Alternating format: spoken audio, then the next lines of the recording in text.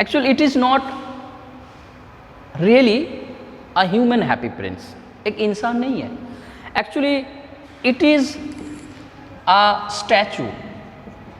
क्या है? एक स्टैचू है of happy Prince. It is a statue of happy prince, and the prince who was living inside the castle, who never got the pain, sufferings, sadness in his mind. He could not even realize what is sadness, what is sacrifice, what is pain. Prince को पता भी नहीं था, because he never came out from his castle. Castle से कभी बाहर आया ही नहीं है. He never visited his subjects, अपने प्रजाओं को कभी विजिट नहीं किए. He could not even know what are the poverty, poor people's conditions. तो वो हमेशा खुश है. He remained always happy, हमेशा कैसल में खुश रहते थे. That's why people named him as happy prince. इसीलिए लोग उनका नाम दे दिए happy prince. And after his death, happily रहते थे, happily जिए, happily खत्म हो गए. But after his death, people made a statue of him. शहर के 20 स्क्वायर पे, चौराहे पे एक ऊंचे कॉलम के ऊपर सबसे ऊंचा स्टैचू बनाया है. उसका एक क्या बनाया? स्टैचू बनाया है. The statue is made of gold. Gold, सोने से बना हुआ वो स्टैचू है. And his dresses are of sapphire. Sapphire different kind of precious metals बना है ना. एंड रूबी, उसके हाथ में एक तलवार है, उस तलवार में एक रूबी रखा हुआ है. So these are the things the Happy Prince is decorated with. तो हैप्पी प्रिंस के स्टैचू बनाया गया है शहर के 20 स्क्वायर पे, चौराहे पे. Suppose here you will gate, एक चौराहा होता है, वहाँ पे ऐसे कॉलम बनता है, कॉलम बनता है ना, कॉलम बनता है, उसके ऊपर स्टैचू बनता है. तो हैप्पी प्रिंस का ऐसे एक स्टैचू इसके ऊपर बना हुआ, उसके हाथ में एक तलवार है, ठीक है, एक स्टैचू इस तरीके से बना हुआ है हैप्पी प्रिंस के. और शहर के स्क्वायर पे, पता है यहाँ पे बहुत सारे चौराहे में रास्ते होते हैं, है ना, तो इस तरीके से रास्ता बनता है चौराहे पे. सो हैप्पी प्रिंस के स्टैचू यहाँ पे बना पड़ा हुआ है. And his body was made of gold and complete body was decorated with sapphire dresses. उसके रूबी है, आंखों में भी सैफायर लगा हुआ है. एंड हैंडल में, उसके जो तलवार है, तलवार के हैंडल में एक रूबी लगा हुआ है. So he was happy and he was placed in the high up of the square of the town. सबसे ऊंची जगह में. He could now watch everything. उसके आत्मा उसके अंदर है, वो अभी पूरे शहर को देख सकते हैं अपने, लेकिन जा नहीं सकते. So another character is now what Happy Prince. Now I am telling you about the theme. What Happy Prince did. Happy Prince क्या किए? When he realised, when he was watching everything, he noticed that so many poor people are there who did not even get food. Some people, they are trying to do something best, but they are not having money. कुछ लोगों के बुखार है, उनका बीमारी का इलाज नहीं कर पा रहे. He became sad.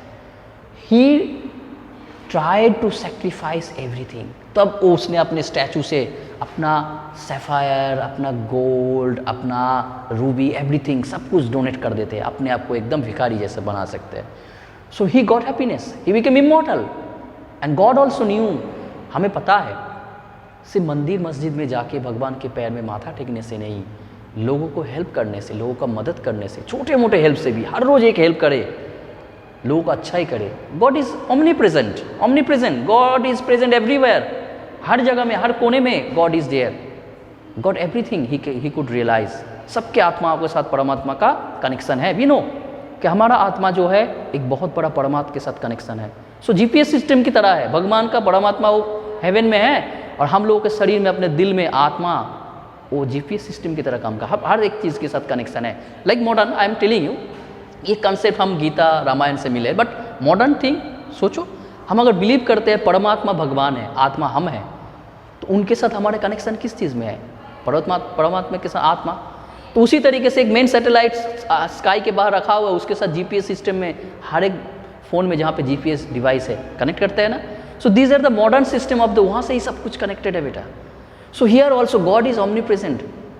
Happy Prince understood and God also realised. हैप्पी प्रिंस के सेक्रीफाइस देख के गॉड भी समझ गए कि दुनिया में सबसे प्रीसियस चीज़ मुझे कोई मंदिर मस्जिद नहीं, ये दोनों चीज़ मेरे लिए सबसे कीमती है.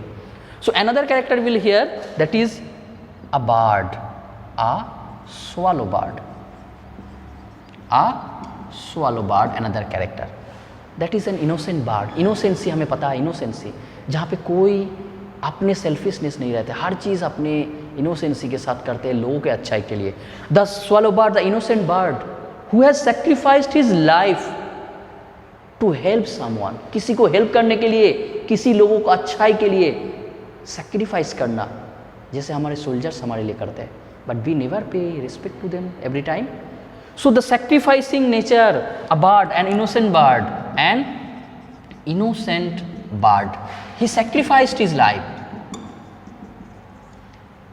sacrificed its life. बर्ड ने अपना जान को भी सेक्रीफाइस कर दिए हैं. किस लिए? To help Happy Prince, Happy Prince को हेल्प करने के लिए. To help Happy Prince the bird, swallow bird has sacrificed its life.